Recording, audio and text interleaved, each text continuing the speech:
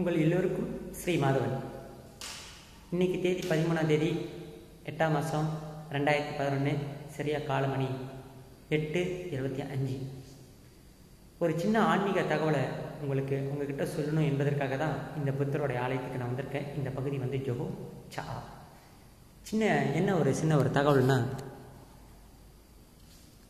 உங்களுடைய வாழ்க்கையில் எவ்வளவோ பிரச்சனைகள் நடந்திருக்கும். அந்த பிரச்சனைகள்லாம் உங்களுடைய பூர்வ ஜென்மத்தின் கர்மா தான்.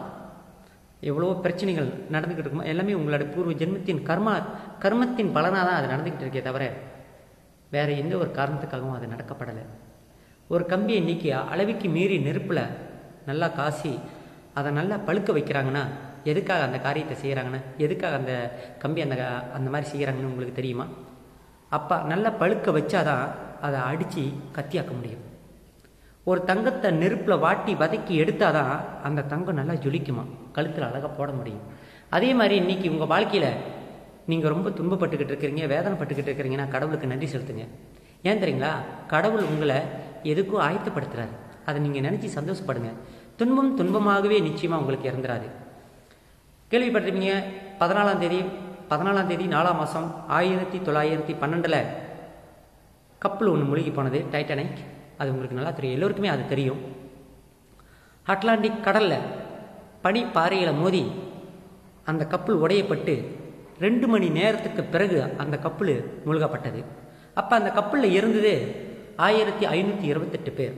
அந்த 1528 பேரும் மரணத்துக்காகவும் அங்கிட்டு இங்கிட்டு ஓடிக்கிட்டு தப்பிக்கிறதுக்கு முயற்சி பண்ணிக்கிட்டு இருக்கிற அந்த கப்பலுக்குள்ள அந்த இடத்துல அக்பர்னு ஒருத்தர் இருந்தார். அவரும் அந்த கப்பலில் வந்த ஒருவர் தான். அவர் வந்து ஊழியக்காரர். அவர் வந்து ஒரு கிறிஸ்தவர். அவருக்கு ஒரு மனைவி, ஒரு பிள்ளை இருக்குது. அப்போ எல்லாருமே மரண பயத்தில் ஓடிக்கிட்டு இருக்கும்போது அந்த இடத்துல அவர் ஊழியம் செய்கிறார். அந்த நேரத்துலையும் அவர் ஊழியம் செய்தாரா. அப்போ இப்பயாவது இயேசுவை ஏற்றுக்கொள்ளுங்க, உங்கள் வாழ்க்கையில் நிச்சயமாக உங்களுக்கு விடுதலை கிடைக்கும், நீங்கள் சொர்க்கத்திற்கு ரட்சிக்கப்படுவீர்கள்னு சொல்லி அந்த நேரத்துலையும் அவர் வந்து ஊழியம் தான் செய்தாராம். அப்போ மனைவியும் தன் மகளையும் அனுப்பி விட்டுட்டு, நீங்கள் போங்க, நான் எப்படி வந்து சேர்ந்தவொன்னு அனுப்பி விட்டுட்டு, அந்த கப்பல் மூழ்கக்கூடிய அந்த நேரத்தில் ஒரு ஜேக்கெட் போடுவாங்க. அந்த ஜேக்கெட் போட்டு போனால் நம்ம தண்ணிக்குள்ளே மூழ்க மாட்டோம். நீச்சல் தெரியாத அந்த ஜேக்கெட்டை போட்டு தண்ணியில் குதித்தாலும் கூட அந்த ஜேக்கெட் வந்து தண்ணிக்குள்ளே மூழ்கக்கூடாது. அந்த கோட்டு எல்லாருக்கும் கிடச்சிது. அப்போ அவருக்கு கிடச்சிது. அப்போ கப்பல் மூழ்கிக்கிட்டு இருக்கும்போது எல்லாருமே தண்ணியில் குதிச்சு தான் அவனை தப்பிக்க முடியாது, ஆனால் குதிச்சிட்டாங்க. அப்போ அவர் குதிச்சுக்கிட்டு இருக்கும்போது அவரும் குதிச்சிட்டார். அப்போ ஒரு பையன் தண்ணியில் தத்தளிச்சுக்கிட்டு இருக்கான், அந்த கோட்டு இல்லாமல் தத்தளிச்சிட்டு இருக்கான். ஆனால் அவனால் ரொம்ப நேரம் தாக்கு பிடிக்க முடியாது.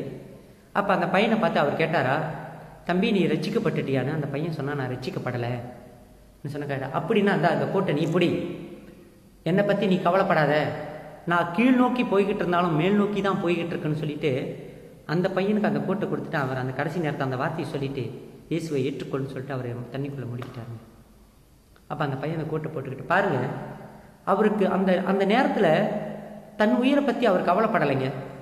அவருக்கு பாதுகாப்பாக இருந்த அந்த கோட்டை அவனுக்கு கழட்டி கொடுத்துட்டு, இப்பயாவது நீ இயேசுவை ஏற்றுக்கொள், நீ ரட்சிக்கப்படுவாய், நான் கீழ் நோக்கி போனாலும் மேல் நோக்கி தான் போய்கிட்டு இருக்குன்னு அந்த தெய்வீகமான ரகசியத்தை எவ்வளோ அழகாக சொல்லிட்டு போயிட்டார் பார்த்தீங்களா? அவர் கடலுக்கு அடியில் போய்கிட்டு இருந்தாலும் கூட கடவுள் அந்த ஆன்மாவை மேலே தாங்க கூப்பிடுறாரு. அவர் நிச்சயமாக சொர்க்கத்தில் இருப்பார். இதெல்லாம் சும்மா கதைக்காக சொல்லப்பட்ட கட்டுரை இல்லைங்க, கட்டுரையில் கற்பனை கதைகள் அல்ல, நடந்த உண்மை சம்பவம். வாழ்க்கையில் மகாவதார பாபாஜியை பற்றி உங்களுக்கு தெரியுமா தெரியாதுன்னு எனக்கு தெரியாது. ஆனால் மகாவதார பாபாஜியை பற்றி நான் படித்த வரைக்கும் சொல்கிறேன். மகாவதார பாபாஜியோட நெருங்கிய நண்பர் யார் தெரியுங்களா? லாகிரி மகாசயா. அவருக்கு ரொம்ப அது ஜென்ம தொடர்பு.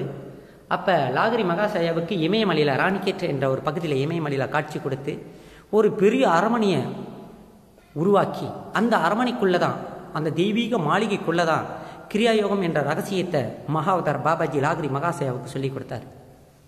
சொல்லி கொடுத்துட்டு கடைசி அவரை அனுப்பி வைக்கும்போது அவர் 10 நாள் அவர் கூட இருந்திருக்காரு. லாகிரி மகாசயா மகாவதார பாபாஜி கூட 10 நாட்கள் அந்த இடத்துல இருந்திருக்காரு. ஆனால் கடைசி அந்த பிரிஞ்சு வரும்போது அவரால் மனம் தாங்க முடியல. லாகிரி மகாசயா, மகா குருவா உங்களை நான் விட்டுட்டு போகிறேன்னு கண் கலங்குறாரா. அப்போ அவர் வாக்குறுதி கொடுத்தாரா மகாவதார பாபாஜி, கலங்காத, நீ நினைக்கின்ற பொழுது நான் உன் பக்கத்தில் இருப்பேன், போய் வா அப்படின்னு சொல்லி வாக்குறுதி கொடுத்தாராம். அப்போ அவர் அந்த இடத்துல இருந்து வந்துட்டு அவரோட வேலையை பார்க்கணுன்னு. அப்போ அந்த வேலைக்கு வரும்போது அது ஒரு பெரிய கதை. அந்த கதையை நான் உங்ககிட்ட சிம்பிளாக தான் சொல்கிறேன். அப்போ வரும்போது அங்கே உள்ள நண்பர்கள்லாம் நீ 10 நாள் எங்கே போயிருந்தா எல்லாம் தேடிக்கிட்டு இருந்தோம்னா சொல்லிவிட்டு அவங்க மனைவி எல்லாம் அப்படியே பார்த்து பேசிகிட்டு இருக்கும்போது அப்போ நண்பர்கள்கிட்ட ஒரு பொழுது இந்த கதையை சொன்னாரா. நான் அந்த மாதிரி இமயமலைக்கு போனேன், அந்த பகுதிக்கு போனேன், அந்த இடத்துல என்னை யாரும் பேர் விட்டு கூப்பிட்டாங்க, அந்த இடத்துல போனேன், இந்த மாதிரி பார்த்தேன், இந்த மாதிரி ஒரு பெரிய ஒரு தெய்வ மாளிகை, மனிதன் கற்பனை செய்ய முடியாத அளவுக்கு அந்த மாளிகை இருந்தது. அந்த மாளிகைக்குள்ளே எப்படியாப்பட்ட ஒரு மகானை பார்த்தோன்னு இவர் அந்த நடந்த சம்பவத்தை சொல்கிறாரு.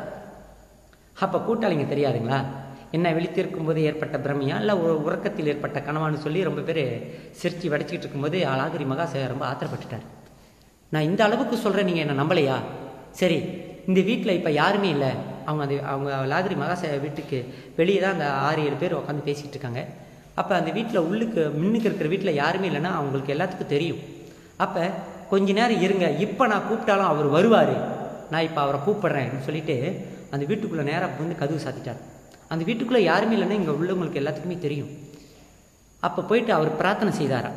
பிரார்த்தனை செய்யும்போது மகாவதார் பாபாஜி வந்தார். வந்துட்டு ரொம்ப கோபத்தோட லாகிரி மகாசேயாவை பார்த்தாரா. அற்ப காரியத்திற்காகவா என்னை அழைக்கிறாய்? அவர் அந்த வார்த்தையை கவனிங்க. அவர் வந்து என்ன கேட்டார் தெரியுங்களா? அற்ப காரியத்திற்காகவா என்னை அழைக்கிறாய்? அப்போ லாகிரி மகாசேயா சொன்னாரா, நீங்கள் நான் கூப்பிட்டா நீங்கள் வருவீங்கன்னு என்னுடைய நண்பர்கள்கிட்ட நான் வாக்குறுதி கொடுத்துட்டேன். இப்போ நீங்கள் காட்சி கொடுக்காம போனீங்கன்னா என்னோட வார்த்தை பொய்யாயிரும். அப்போ அவர் அதுக்கு சம்மதிச்சார். மகாவதார் பாபாஜி அதுக்கு சம்மதிச்சார். ஆனால் சம்மதிச்சுட்டு என்ன சொன்னார்னா, மகனே, சத்தியம் உண்மையாக தேடுபவர்களுக்கு உரியது, அபலை நம்பிக்கை உடையவர்களுக்கு அல்ல. அதை தாங்க நம்ம புரிஞ்சுக்கணும். சத்தியத்தை யார் முழுமையாக தேடுறாங்களோ அந்த சத்தியம் அவங்களுக்கு உடையது. மகாவதார பாபாஜியை சத்தியமாக நம்ம தேடணும். சத்தியத்தின் பாதையில் இருந்து தேடுபவங்களுக்கு தான் அவர் காட்சி கொடுக்குறாரு. தவிர இப்பயே நீ பாபாஜியை காட்டு, எங்கே இருக்காரு, இப்படி வந்து அபலத்தனமாக பேசிக்கிறவங்ககிட்ட வந்து நம்ம அதை காட்டவும் கூடாது, அதை பற்றி பேசவும் கூடாது. இது ரொம்ப அழகாக மகாவதார பாபாஜி சொன்னார். அப்புறம் நண்பர்களை சந்தித்து அவர்களுக்கு அவரே வந்து உணவுகளெல்லாம் சாப்பாடு கொடுத்து அந்த 6 பேர்த்துக்கு முன்னால், அந்த 6-7 பேர்த்துக்கு முன்னால் அப்படியே காற்றோடு காற்று அவங்க பார்த்துக்கிட்டு இருக்கும்போதே அப்படியே மறைஞ்சு போயிட்டாங்க. அது வாழ்க்கையில் அவங்க பார்த்தது ஒரு அற்புதமான ஒரு செயல். இது வந்து இந்த கதையை நீங்கள் வந்து முழுமையாக படிக்கணும்னு நீங்கள் நினச்சிங்கன்னா ஒரு யோகியின் சுயசரிதம் என்ற புத்தகத்தில் நீங்கள் வாங்கி படிச்சிங்கன்னா இன்னும் அற்புதமான கதைகள்லாம் இருக்குது. நீங்கள் இந்த கதையை நீங்கள் படிக்கலாம். Do you have time to pray? God has time to listen. கடவுளை கும்பிடத்துக்கு உங்களுக்கு நேரம் இருக்கா? ஆனால் உங்களுக்கு நேரம் இருந்தால் அண்ட சராசரத்தை படைத்த அந்த இறைவன் அந்த அண்ட சராசரத்தை கொஞ்சம் நேரம் நிப்பாட்டிட்டு நீங்கள் ஒரு 5 நிமிஷம் உட்காந்து தியானம் பண்ணும்போது, கடவுளை பிரார்த்திக்கும் போது அந்த ஈசனை உங்களை பார்க்குறாரா? என்ன அவன் பிரார்த்தனை செய்கிறான், நமக்காக உட்காந்து தியானம் செய்கிறானே, என்ன அவனுடைய பிரார்த்தனை என்னன்னு அண்ட சராசரத்தை நிப்பாட்டிட்டு உங்களை பார்க்குறாருங்க. ஆனால் உங்களுக்கு நேரம் இல்லை. இந்த மாய உலகத்தில் உங்களுக்கு நேரம் இல்லை. சாப்பிட்றதுக்கு நேரம் இருக்கும், குளிக்கிறதுக்கு நேரம் இருக்கும், படம் பார்க்குறதுக்கு நேரம் இருக்கும், எல்லாத்துக்கும் நம்ம நேரத்தை ஒதுக்குவோம். ஆனால் 5 நிமிஷம் உட்காந்து தியானம் பண்ணுறதுனா நமக்கு நேரம் இல்லை. உண்மை அதுதானே. நம்மளே ஏமாற்றிக்கிறோம்.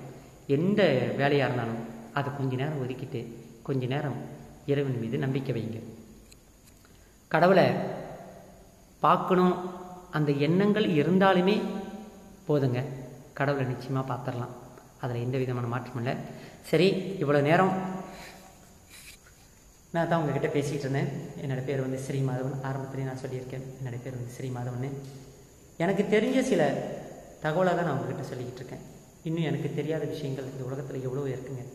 ஆன்மீகத்தை பற்றி முழுமையாக யாருமே இந்த உலகத்தில் தெரிஞ்சிக்க முடியாது. அகத்தியர் முனிவர் கூட கற்றது கை மண் அளவு, இன்னும் கற்காதது உலக அளவு தான் சொல்லிட்டு போனார். எனக்கு எதோ தெரிஞ்ச சின்ன சின்ன தகவலை நான் உங்களுக்கு சொல்லிக்கிட்டு இருக்கேன், அவ்வளோதான். இன்னும் எனக்கு தெரியாத தகவல் இந்த உலகத்தில் எவ்வளவோ இருக்குது. எனக்கு தெரியாத விஷயங்கள் உங்களுக்கு தெரிஞ்சிருந்தால் என்கிட்ட தொடர்பு கொண்டு நீங்களும் என்கிட்ட சொல்லுங்கள்.